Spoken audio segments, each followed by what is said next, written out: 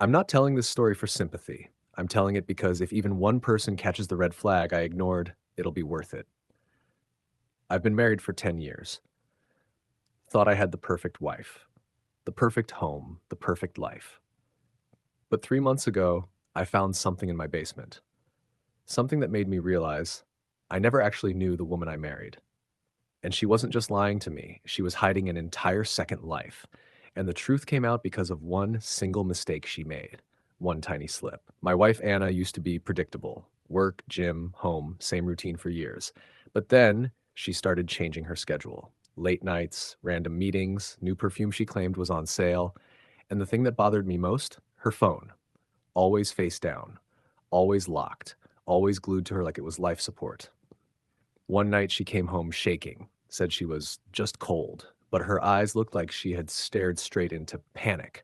I asked if she was okay. She said, just busy, just tired. The two most famous lies in any marriage. Then it happened. Her phone buzzed while she was in the shower. A preview flashed on the screen. I didn't touch it, didn't unlock anything. I just read the notification. You coming tonight? Same place? No name, just a number. When Anna came out, she saw I noticed the message. Her face froze. She said it was work stuff at midnight from an unsaved number. Sure. Next week, she said she had to travel for a workshop, but she packed almost nothing, not even her laptop. I asked what city she was going to. She hesitated before answering. Another red flag. So the night she left, I checked our shared credit card, just out of curiosity, and there it was.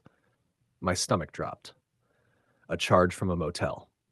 I knew what motels were used for, but I had no idea how deep this actually went. So I drove there.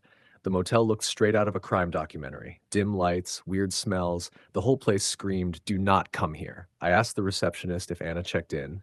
He nodded. Room 12. I walked toward the door, hands shaking, heart pounding.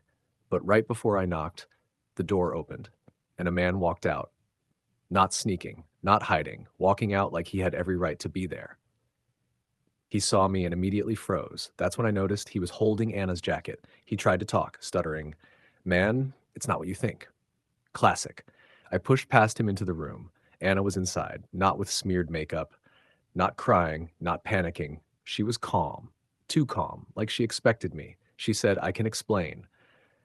But her expression said she wasn't surprised, almost like she had rehearsed everything. And what she told me didn't just break me, it scared me. She said she'd been dealing with stress, that she'd been meeting people to talk that I wouldn't understand. But nothing in her tone matched the words.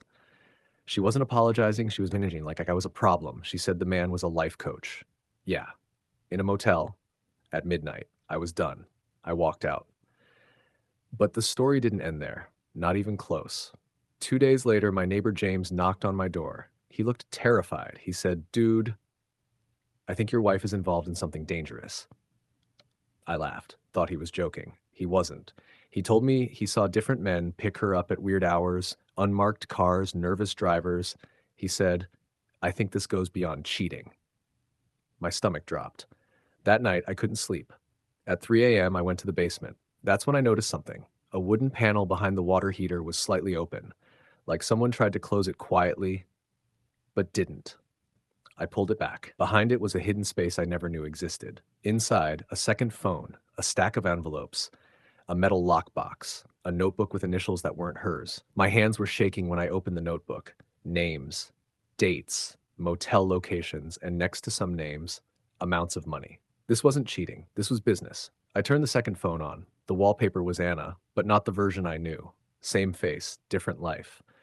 Messages filled the screen. "You available Thurs?" "Client wants the usual. Same rate. Bring what you brought last time." My heart stopped. This wasn't infidelity. This was a secret career, a dangerous one. I confronted her the next morning. She didn't deny it, didn't cry, didn't scream, didn't apologize. She just said, "You weren't supposed to find that." Like it was nothing. I asked her, "Why?" She said, "Because you were never going to give me the life I wanted." Then she packed a bag, calmly, like this was normal. She walked out, got into a black car waiting outside. Not an Uber, a car that had been there before. A week later, the police came. They asked if I knew Anna. I said yes. They told me she's gone. Not dead, not missing. Gone as in she fled. Changed her identity, disappeared. The man from the motel, arrested. Part of an organized group. My wife wasn't cheating, she was working with them, recruiting, transporting, running meetings under fake names. And our house, one of their safe spots.